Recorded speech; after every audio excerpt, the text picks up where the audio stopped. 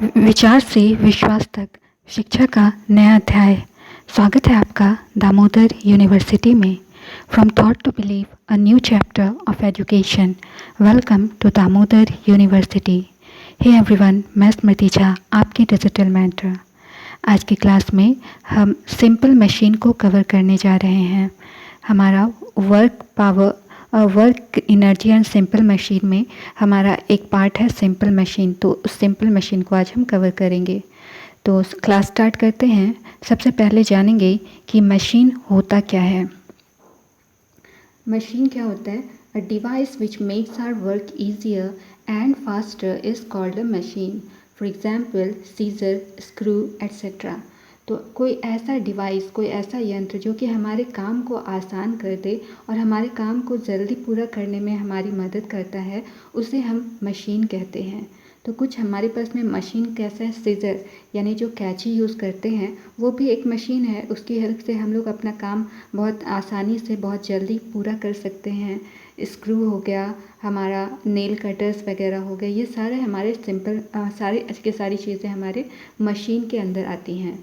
अब हमारी मशीन के कुछ टाइप्स होते हैं। Types of machine. मशीन दो तरीके के होते हैं। पहला सिंपल मशीन, दूसरा कॉम्प्लेक्स मशीन। तो मशीन के दो टाइप होते हैं, सिंपल मशीन और कॉम्प्लेक्स मशीन। सबसे पहले जानेंगे कि सिंपल मशीन क्या होता है। It is a simple device which makes our work easier by applying force at a particular point. For example knife, scissors etcetera. तो सिंपल मशीन एक ऐसा सिंपल डिवाइस है जो कि हमारे काम को आसान करता है। और कैसे आसान करता है काम को? ये फोर्स अप्लाई करता है किसी भी एक पर्टिकुलर पॉइंट पर फोर्स अप्लाई करने के बाद हमारे काम को आसान करने का काम जो मशीन करती है उसे हम सिंपल मशीन कहते हैं। जैसे एग्जाम्पल है हमारे पास में नाइफ़ हो गया, तो नाइफ़ में एक पर्टिकुलर पॉइंट पर हम लोग फोर्स लगाते हैं। सीज़र की बात हो गई, तो कैंची पर भी हम एक पर्टिकुलर पॉइंट पर फोर्स लगा करके अपना काम आसान करते हैं। ऐसा तो नहीं है कि कहीं पर भी फोर्स लगा करके सीज़र को यूज़ किया। एक पर्टिकुलर हैंडल होता है, उसको पकड़ के हम काम करते हैं। तो पर्टिकुलर पॉइंट पर फोर्स लगाने के बाद जो मशीन हमारे काम को आसान करे उसे हम सिंपल मशीन कहते हैं। उसके अलावा मशीन का दूसरा टाइप भी है कॉम्प्लेक्स मशीन। तो कॉम्प्लेक्स मशीन क्या होता है कि हमारा एक से ज़्यादा सिंपल मशीन के कॉम्बिनेशन से बनने वाला जो मशीन है वो कॉम्प्लेक्स मशीन कहलाता है। तो हमारे इस सिलेबस में कॉम्प्लेक्स मशीन अभी नहीं दिया हुआ है, तो कॉम्प्लेक्स मशीन को हम लोग स्टडी नहीं करेंगे। हम सिंपल मशीन के बारे में स्टडी करने जा रहे हैं। तो अब हमने जाना कि सिंपल मशीन क्या होता है। अब सिंपल मशीन के फंक्शंस क्या होते हैं। सिंपल मशीन का क्या फंक्शन है?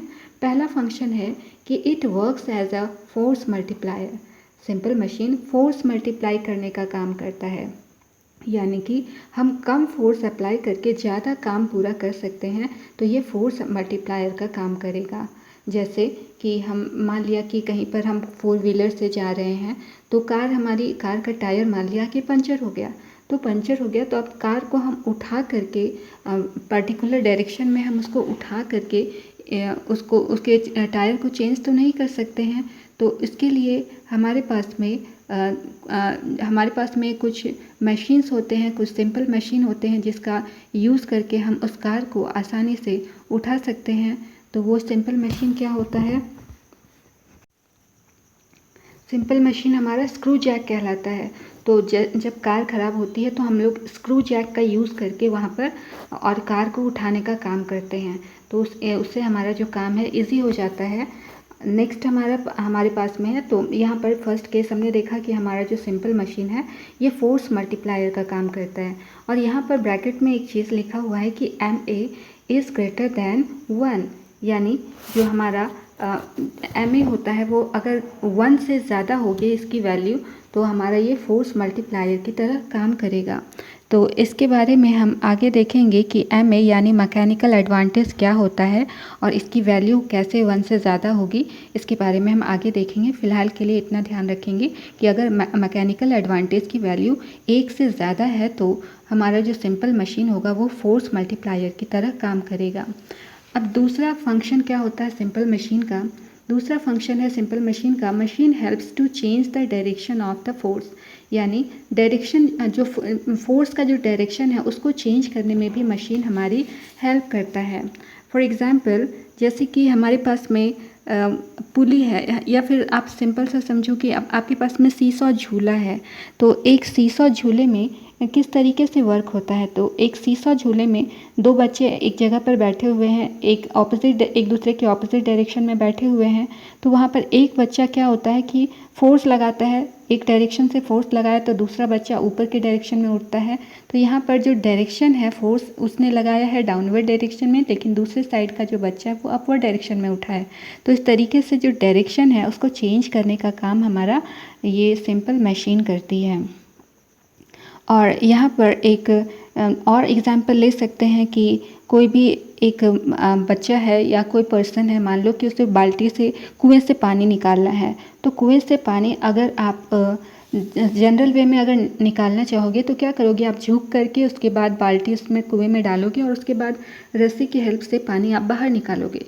ये एक केस हो सकता है। लेकिन वहीं पर अगर आपने पुली का यूज़ कर लिया, एक सिंपल सा गोल रिंग जो होता है पुली होता है, तो पुली का अगर आपने यूज़ कर लिया तो वहाँ पर क्या हो गया कि डायरेक्शन चेंज हो गई।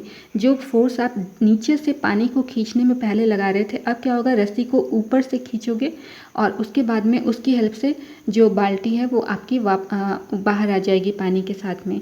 तो यहाँ पर डायरेक्शन चेंज हो गया। तो डायरेक्शन चेंज करने का काम भी हमारा सिंपल मशीन करती है। तो यहाँ पर फिर से लिखा है कि अगर मैकेनिकल एडवांटेज एक के बराबर होता है तो हम कहते हैं कि वैसी मशीन जो जिसका मैकेनिकल एडवांटेज 1 के बराबर है वो हमारा डायरेक्शन को, फोर्स का डायरेक्शन को चेंज करने में हमारी हेल्प करती है।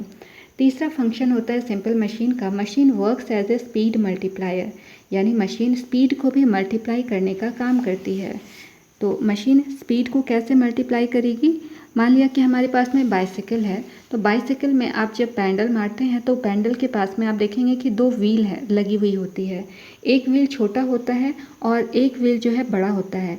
तो छोटे वाला जो व्हील होता है, छोटा वाला जो वहाँ पर व्हील होता है, उसका जो स्पीड होता है, उसमें जो कर्व्स लगे हुए होते हैं उसकी वजह से उसका स्पीड ज़्यादा होता है। तो आप एक बार फोर्स आप पैडल से लगाते हो तो जो रोटेशन होता है आपके साइकिल के व्हील में वो ज़्यादा होता है। जितना आप फोर्स लगाते हो उससे ज़्यादा आपको स्पीड मिलती है।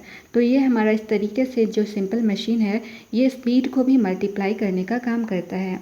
और यहाँ पर लिखा है कि मैकेनिकल एडवांटेज, वैसा मशीन जिसका मैकेनिकल एडवांटेज 1 से कम हो वो जो मशीन है वह हमारे लिए स्पीड मल्टीप्लायर का काम करती है। अब हमारे पास में types of machine, simple machine, हमारे पास मशीन के बारे में हमने जाना। मशीन 2 टाइप के होते हैं, सिंपल मशीन और कॉम्प्लेक्स मशीन। सिंपल मशीन क्या होती है वो हमने जाना, सिंपल मशीन के क्या फंक्शंस होते हैं हमने देखा। अब टाइप, सिंपल मशीन के कितने टाइप है, मशीन के 6 टाइप्स होते हैं। पहला है लीवर, दूसरा टाइप है हमारे पास में पुली, तीसरा है इंक्लाइन प्लेन, चौथा है स्क्रू, पांचवा है वेज और छठा है व्हील एंड एक्सल। तो ये हमारे पास में 6 टाइप के मशीन होते हैं। तो हमारे सिलेबस में लीवर, पुली और इंक्लाइन प्लेन दिया हुआ है। तो आज की क्लास में हम लीवर को कवर करेंगे। ये लीवर की स्पेलिंग है LEVER। LIVER बायोलॉजी वाले लीवर होता है, लेकिन फिजिक्स में ये जो लीवर है इसकी स्पेलिंग है LEVER। तो लीवर क्या होता है, a lever is a rigid bar straight or bent capable of turning about a fixed point about an axis called fulcrum। तो लीवर क्या होता है, एक रिजिड बार होता है, एक सीधा रिजिड बार होता है। और ये जो बार है ये सीधा भी हो सकता है, स्ट्रेट भी हो सकता है और ये बेंट भी हो सकता है। स्ट्रेट या बेंट रिजिड बार जो कि किसी भी एक फिक्स्ड पॉइंट के अराउंड अपने आप को टर्न कर सकता है और वो फिक्स्ड पॉइंट फल्क्रम कहलाता है। तो इसे हम लीवर के नाम से जानते हैं। लीवर एक रिजिड बार है और ये बार जो है स्ट्रेट भी हो सकता है, बेंड भी हो सकता है और ये अपने आप को एक फिक्स्ड पॉइंट जिसे कि हम फल्क्रम कहते हैं उसके अराउंड अपने आप को टर्न करने में कैपेबल होता है। अब लीवर के पार्ट्स होते हैं, ये हमारा डायग्राम है, ये हमारा लीवर है सिंपल, एक स्ट्रेट बार यहाँ पर देखने के लिए मिल रहा है। ये बार जो है स्ट्रेट के साथ में कर्व्ड भी हो सकता है बेंट भी हो सकता है।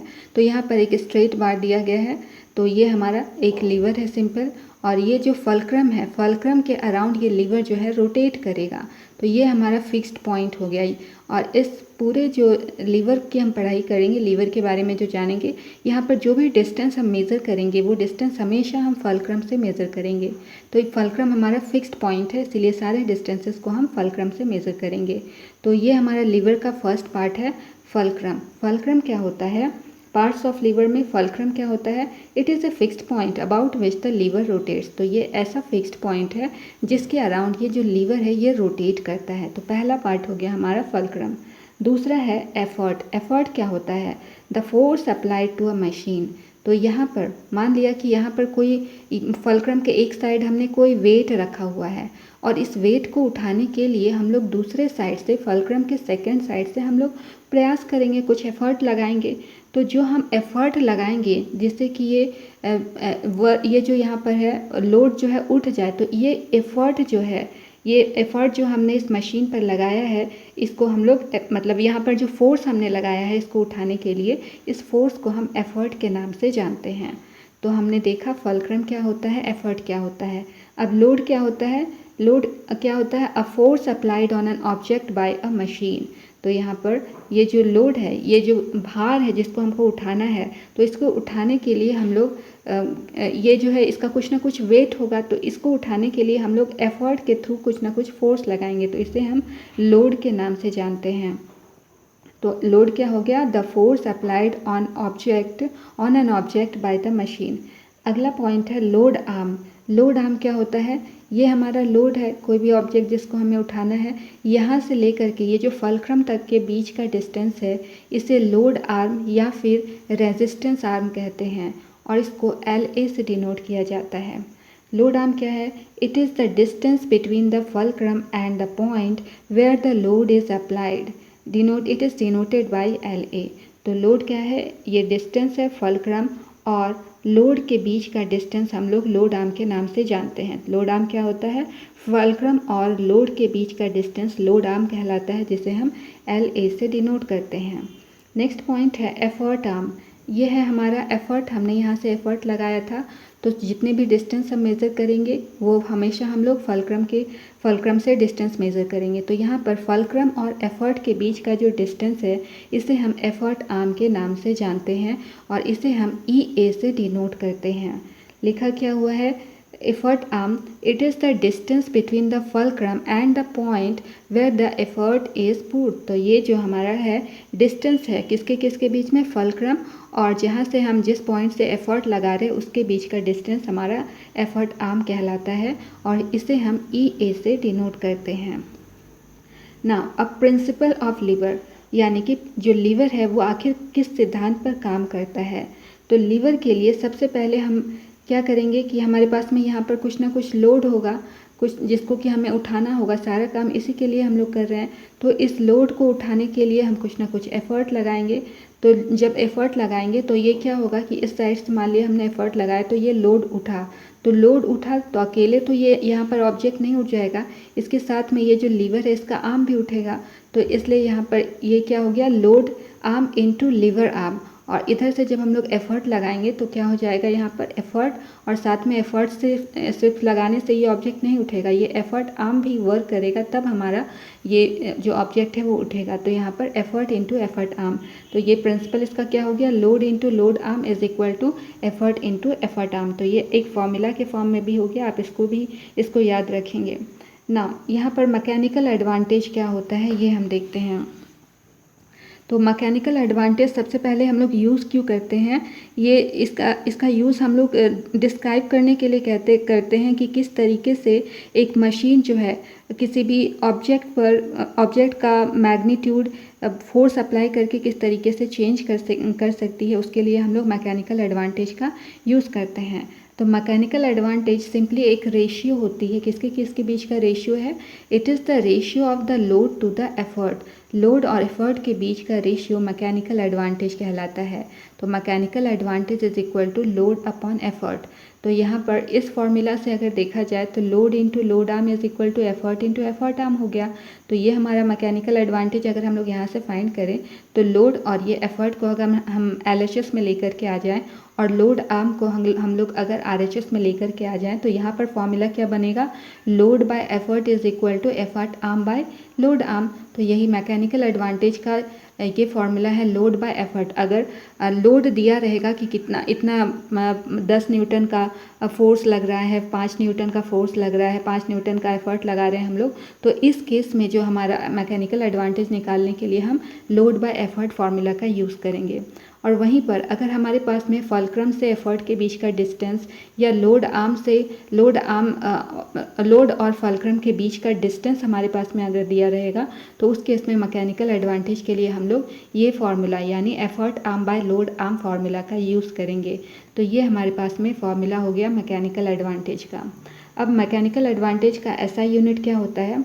अब देखिए मैकेनिकल एडवांटेज के लिए फार्मूला होता है लोड बाय एफर्ट या फिर effort arm by load arm. तो इन दोनों ही केस में लोड जो है हमारा एक तरह का फोर्स है और एफर्ट जब हम लगाएंगे तो ये भी एक तरह का फोर्स है।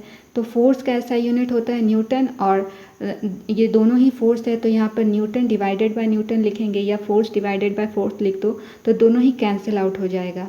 तो इस केस में हम लोग अगर SI यूनिट मैकेनिकल एडवांटेज का फाइंड करना चाहें तो कोई भी मैकेनिकल एडवांटेज का कोई भी SI यूनिट नहीं होता है। तो SI यूनिट का मैकेनिकल यूनिट का SI यूनिट क्या हो गया, इसका कोई भी यूनिट नहीं होता है, ये एक यूनिटलेस क्वांटिटी है। Now classes of lever, lever के क्लास क्या कौन कौन से होते हैं। लीवर जो है हमारा 3 टाइप का होता है, 3 क्लास का होता है, क्लास 1 लीवर, क्लास 2 लीवर और क्लास 3 लीवर। अब क्लास 1 लीवर क्या होता है, क्लास 2 लीवर क्या होता है, क्लास 3 लीवर क्या होता है। तो इसको याद करने के लिए यहाँ पर F, L और E ये 3 टर्म हैं। तो ऐसा लीवर में हमारे पास में तीन हमारे पास में लीवर के पार्ट होते हैं। एक है फलक्रम, दूसरा है हमारे पास में लोड और तीसरा है एफर्ट। तो ऐसा लीवर जिसमें कि फलक्रम बीच में हो, सेंटर में हो, उसे हम क्लास 1 लीवर कहते हैं। सेकंड है क्लास 2 लीवर क्या होता है, ऐसा लीवर जिसमें कि हमारा लोड बीच में हो, लोड सेंटर में हो, उसे हम क्लास 2 लीवर कहते हैं।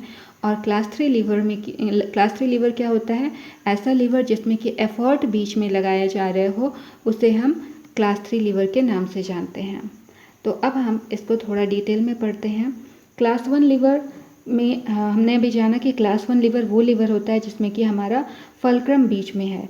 तो यहाँ पर फलक्रम बीच में है, हमारा ये लीवर है और यहाँ पर फलक्रम बीच में दिखाया जा रहा है। तो अब फलक्रम को जब हम बीच में रखेंगे तो ज़रूरी तो नहीं है कि फलक्रम हमारा यहाँ पर सेंटर में, ये जो हमारा बार है इसके इसी सेंटर पे ही हो सकता है कि ये इस कोने में भी हो सकता है, इस कॉर्नर पे भी आ सकता है। तो इस तरीके से इस चीज़ को ध्यान में रखते हुए क्लास 1 लीवर का 3 केस बनता है हमारे पास में। क्लास 1 लीवर का फर्स्ट केस है हमारे पास में जब फलक्रम हमारा एफर्ट और लोड के ठीक बीच में एकदम सेंटर में सिचुएटेड हो, तो ये हमारा फर्स्ट केस का लीवर कहलाएगा। केस 1 में हमारा क्या है, फलक्रम बीच में है, ये हमारा एफर्ट है, ये हमारा लोड है। तो जब हम लोग एफर्ट लगाएंगे किसी भी ऑब्जेक्ट को उठाने के लिए, जब हम लोग एफर्ट लगा रहे हैं, मान लिया सीसॉ झूला ही है, तो झूला जो है उसमें हम एक बच्चा यहाँ बैठा हुआ है, दूसरा बच्चा यहाँ पर बैठा हुआ है, तो हम यहाँ पर बैठे हैं, हमारा फ्रेंड यहाँ पर बैठा है। तो अब इसको उठाने के लिए हम कुछ ना कुछ एफर्ट लगाएंगे। तो जैसे एफर्ट लगाएंगे हम एफर्ट तो डाउनवर्ड डायरेक्शन में लगाएंगे, जो भी एफर्ट लगाएंगे डाउनवर्ड डायरेक्शन में लगाएंगे।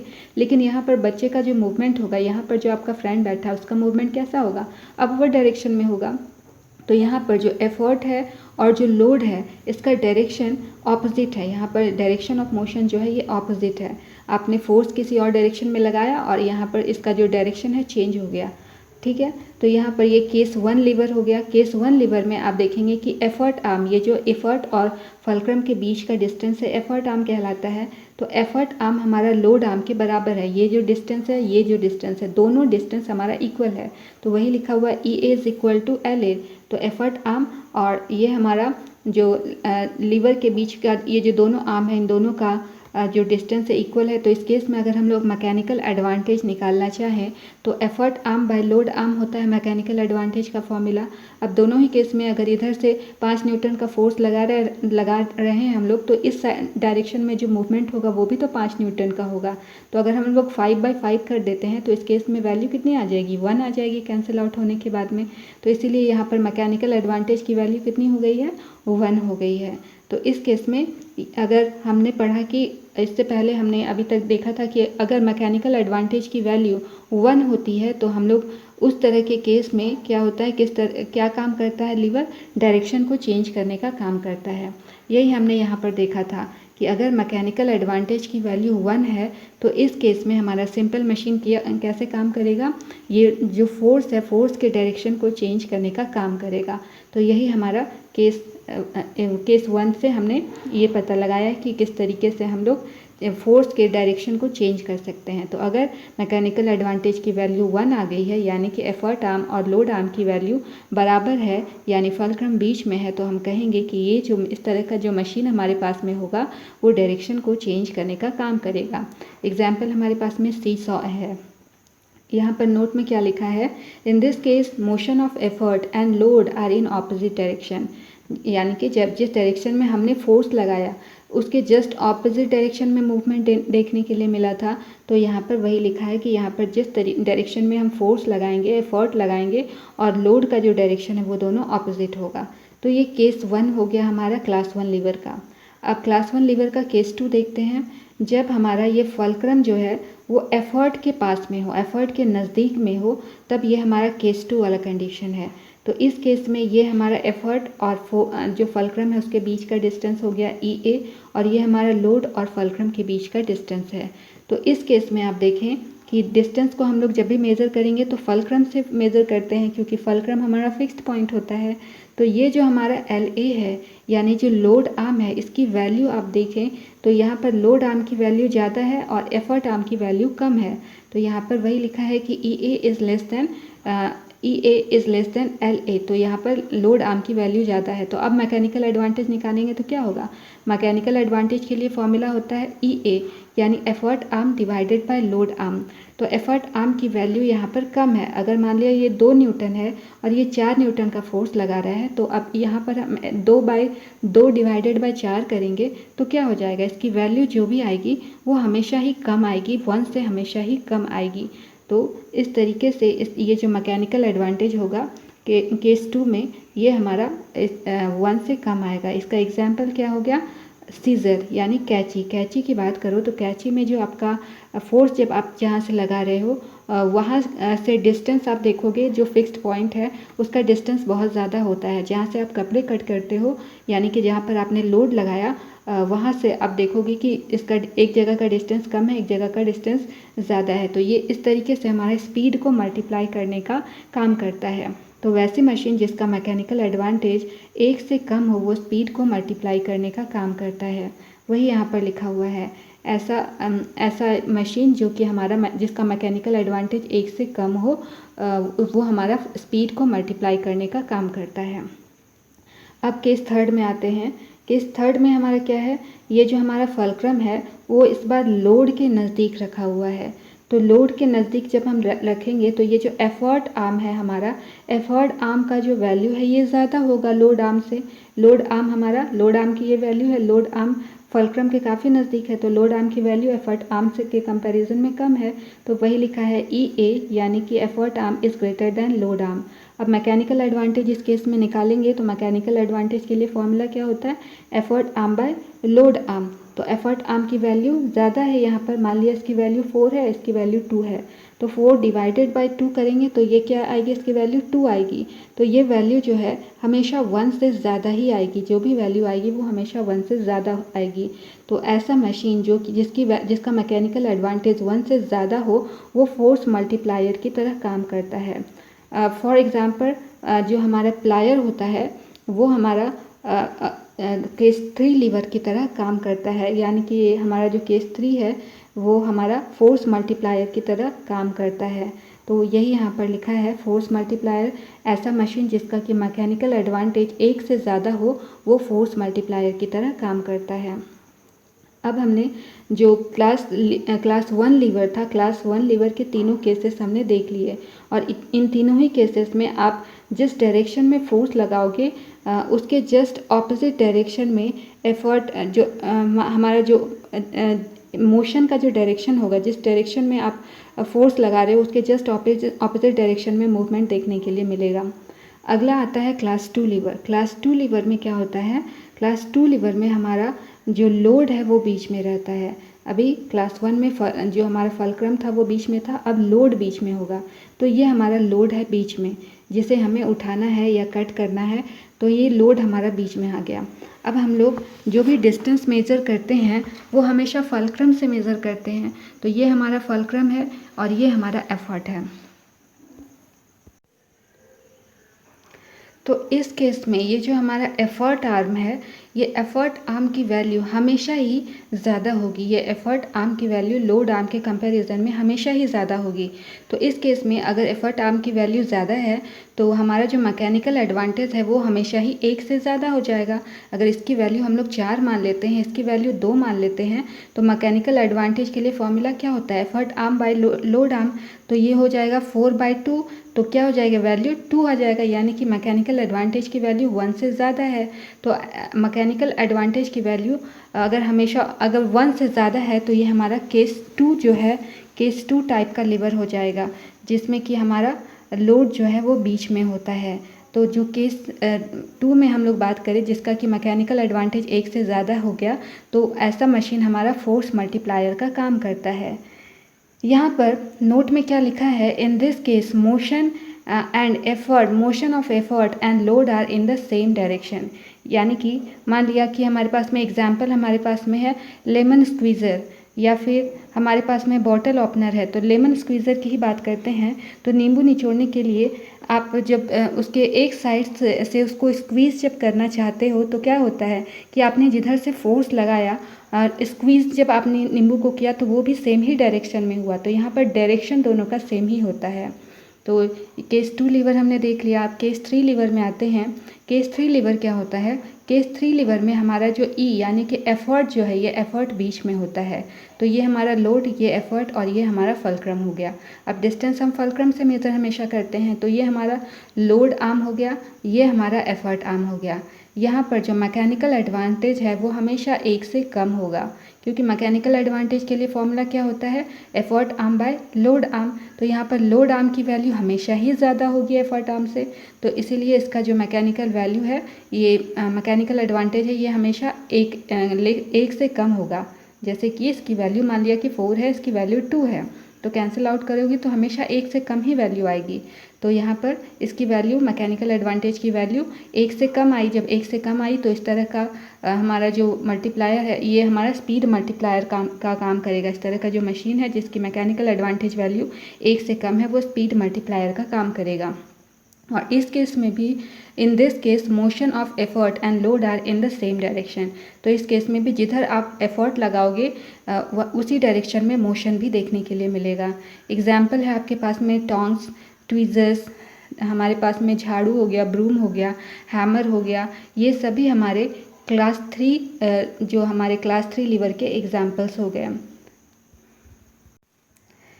एक बार हम अपनी एनसीईआरटी को देख लेते हैं। एनसीईआरटी में भी इसी तरह से आपको क्लासेस ऑफ लीवर दिया हुआ है। तो लीवर के 3 क्लासेस हैं, क्लास 1 लीवर, क्लास 2 लीवर और क्लास 3 लीवर। क्लास 1 लीवर में फलक्रम बीच में होता है, जैसा कि इस डायग्राम में दिख रहा है। क्लास 2 लीवर में लोड बीच में होता है, जैसा डायग्राम में दिख रहा है, लोड बीच में है। और क्लास 3 लीवर में एफर्ट जो है वो एफर्ट बीच में होता है। तो इसके एग्जाम्पल्स आपके पास में क्या क्या दिए हुए हैं। क्लास 1 लीवर के एग्जाम्पल्स हैं टॉन्ग्स हो गए, सीजर्स हो गए, क्रो बार हो गया, प्लायर, बैलेंस स्केल, सीसॉ, ये सभी क्लास 1 लीवर के एग्जाम्पल है। टॉन्ग्स में आप देखो यहाँ पर फलक्रम बीच में है, यानी कि ये जो एरिया है ये बीच में है। तो ये बीच में है, यहाँ पर एफर्ट आप यहाँ से लगा रहे इसको उठाने के लिए। ये हमारा लोड है, जिस बर्तन को आपको उठाना है ये हमारा लोड की तरह काम कर रहा है। यहाँ से आप एफर्ट लगा रहे हो और ये आपका फिक्स्ड पॉइंट है, ये फलक्रम है। तो ये हमारा क्लास 1 लीवर का एग्जाम्पल हो गया। क्लास 2 लीवर में हमारा लोड बीच में होता है। तो इसका एग्जाम्पल क्या क्या हो गया, लेमन स्क्वीज़र, व्हील बैरो, बॉटल ओपनर, ये सभी हमारे क्लास 2 लीवर के एग्जाम्पल्स हो गए। तो यहाँ पर लेमन स्क्वीज़र में क्या हो रहा है, ये लोड हमारा बीच में है जिसको नींबू को आपको स्क्वीज़ करना है, और ये फिक्स्ड पॉइंट है जिसको हम फल्क्रम कहते हैं, और हम यहाँ पर से एफर्ट लगा रहे हैं। तो एफर्ट भी हम इसी डायरेक्शन में लगाएंगे, और नींबू को स्क्वीज़ करेंगे तो इस पर जो वर्क होगा ये भी इसी डायरेक्शन में होगा। तो यहाँ पर वर्क जो है ये सेम डायरेक्शन में हो रहा है। थर्ड केस में आते हैं, यहाँ पर एफर्ट जो है वो बीच में होगा। तो इसके एग्जांपल्स हैं टोंग्स, ट्वीज़र्स, ब्रूम, हैमर, ओर एट्सेट्रा। तो यहाँ पर ये आपके पास में ये चिमटा है जिसे रोटी के लिए यूज़ किया जाता है। तो ये आपका लोड हो गया, ये रोटी आपका लोड हो गई जिसको आपको उठाना है। ये आपका फिक्स्ड पॉइंट है, ये फल्क्रम हो गया, और ये एफर्ट हो गया। तो बीच में आपने यहाँ पर एफर्ट लगाया है। तो जिस डायरेक्शन में आपने फोर्स लगाया, एफर्ट लगाया, यहाँ पर इसका जो मूवमेंट है वो भी इसी डायरेक्शन में हो रहा है। तो यहाँ पर मूवमेंट सेम डायरेक्शन में हो रहा है। तो ये हमारा क्लास 3 लीवर का एग्जाम्पल हो गया। तो यहाँ पर हमारा लीवर कंप्लीट होता है। तो आज की क्लास को यहीं पर इसी के साथ कंप्लीट करते हैं। यदि कोई भी डाउट हो तो आप हमारे DU के कमेंट सेक्शन में अपना सवाल ज़रूर पूछें। मैं हर एक लर्नर को रिप्लाई देने की कोशिश करूँगी। Okay then, keep learning, keep growing only at DU। See you soon in the next class. Thank you, bye bye.